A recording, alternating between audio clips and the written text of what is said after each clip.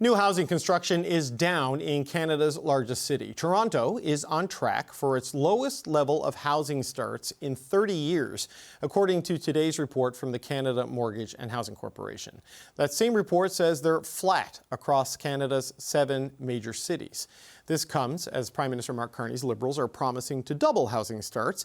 And despite this signature policy promise from the Liberals, former Parliamentary Budget Officer Yves Giroux warned that household formation will decline sharply in 2025 and 2026. Now, the Liberals are expected to release more details of this plan soon. In the meantime, Conservative leader Pierre Poilievre is calling for a home building boom. We have the land, the labor, and the lumber. And there's no foreign government that can tariff the construction of a Canadian home. This should be the #1 priority. Get building here. Nobody can stop us from doing it. Scott Aitchison is a Conservative housing critic, and he joins me now. Scott Aitchison, good to see you. Thanks for being here today.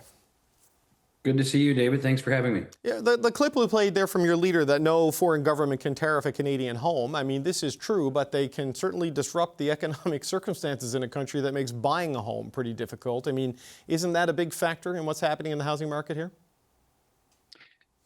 They certainly can disrupt a lot of what's going on in our country, but the fact of the matter is what's going on in our housing market started many years ago. And after 8 years of Liberal policies and planning and promising the world on housing, things have only gotten worse, and they're about to get a lot more worse because they've never, ever addressed the real problem in our housing market and our housing development process, and that is the cost of government. Nobody makes more money on a home than governments. In Ontario now, about 30% of the cost of every new home that gets built is government, taxes, charges, fees at the local, provincial, and the federal level. There's no way people can afford to buy homes when that much of it goes to taxes and charges and fees. But the bulk of that would be more at the local level than at the federal level. The GST is the big one at the federal level, and they have made some moves on that. It's the development fees that municipalities charge. It's like land transfer tax on sales that exists in provinces, in some places. It's provincial and municipal governments that need to do a whole lot more here too. Is it not more than the federal government? There's no question that the local governments need to do a lot more. In fact, this is one of the things that we've been saying to the government for some time now, that local development charges are the biggest chunk of the local charge that exists certainly in the GTA, where you've just cited some examples of the numbers going down so dramatically. But, they use their Housing Accelerator Fund as an example of how they're going to help municipalities get homes built faster. Well, the City of Toronto, as soon as they got approved for $471 million, increased their development charges by 40%. And I guarantee you that didn't help build homes faster. In fact, we know the numbers. Numbers are down. And so they've promised to try to help get those fees down. They've tried to speed things up at the local level, and they've just handed out billions of dollars and not achieved that.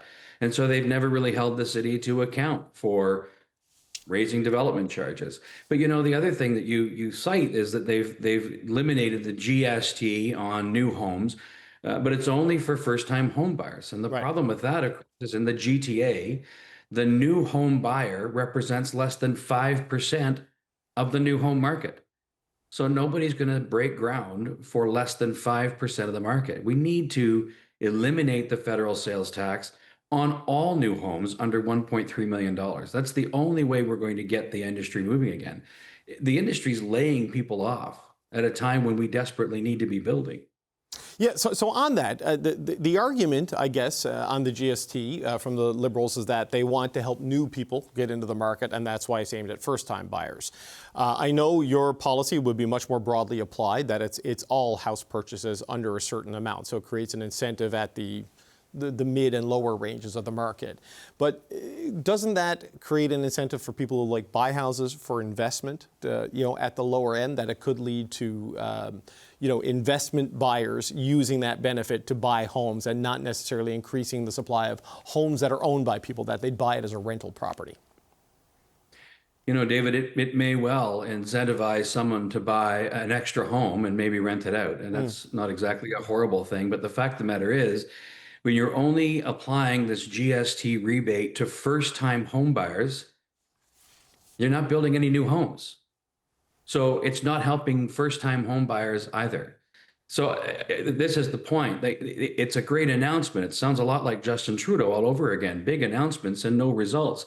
There will be no new homes built in the GTA. The industry won't break ground for what effectively is no market. So there won't be any new home buyers benefiting from this tax relief.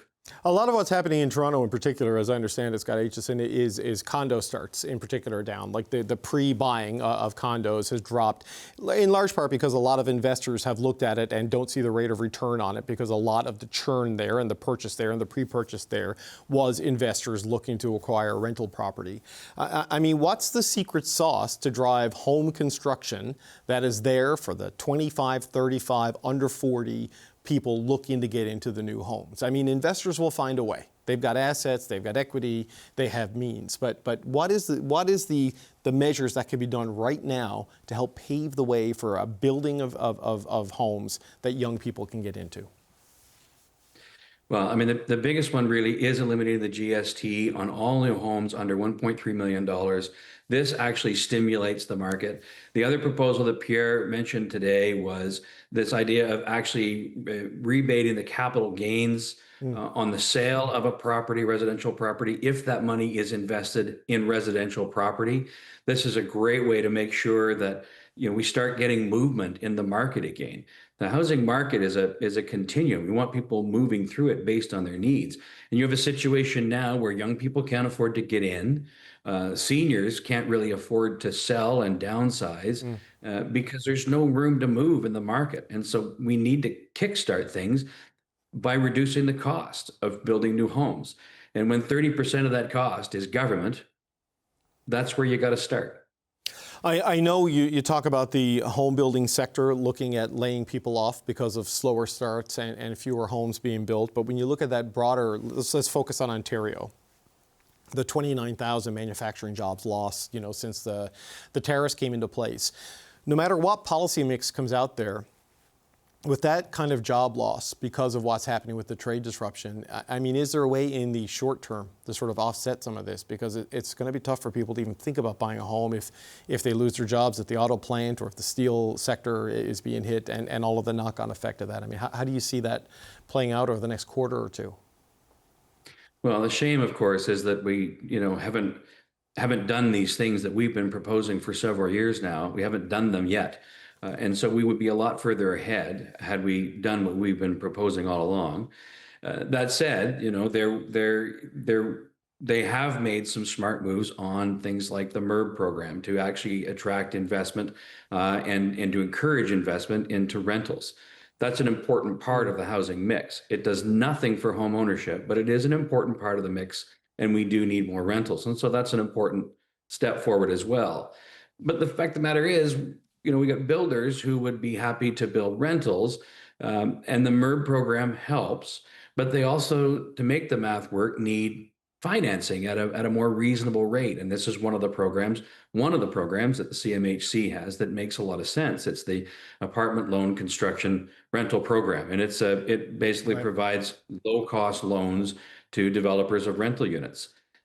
It's a loan. The government makes money on this, and yet it doesn't have any more money. Right. There are people ready to build apartments, and they say, sorry, come see us next year. It makes no sense if they want to spend money to build a new bureaucracy when they could loan money and get a lot more units built. Again, this government has promised the world. It sounds really good. Mark Carney talks about his grand idea to build, baby, build, and yet all the things they're doing is leading to no more building.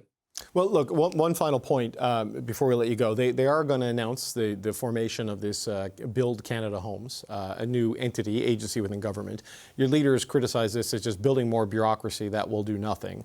But, we see with the Major Projects Office, maybe there is something that can be done to help catalyze things. We'll see. Is there no role for a new government agency in this that you see? Is there no good that can come out of that, or is there some specific focus you'd like to see in this new agency that can maybe help with a lot of these challenges? Well, as I've said before, I mean, the private builder can build fast. I mean, we've done it in the past. We can do it again. There are private sector builders that are already involved in things like manufactured homes and in factories, that kind of thing. That they have the technology, they have the capability to build fast. They just need a place to put those homes. And the slow development approvals process at the local level, plus the outrageous expenses at the local level, make it almost impossible to do that. And I don't know why Mark Carney seems so compelled to create yet another federal housing agency that does land development and build homes. They already have one. It's called Canada Lands Company. And so this is absolutely a case where the government is building more bureaucracy and less homes. Why would you need a second agency that does this? It makes no sense. And it just sounds like good sound bites that maybe mollifies people and makes them think like, oh, the government has this under control. We are going from a housing crisis to a housing catastrophe. Okay. They need to clear the decks or there'll be no homes built in Canada. Okay. Well, when the announcement happens, we'll have you back and we'll go through it. And we'll talk about whether there is any value in it, because we don't know yet what they're going to do. We just know the name of it. Scott Aitchison, conservative housing critic. Always appreciate the time, sir. Good to see you. Thanks, David.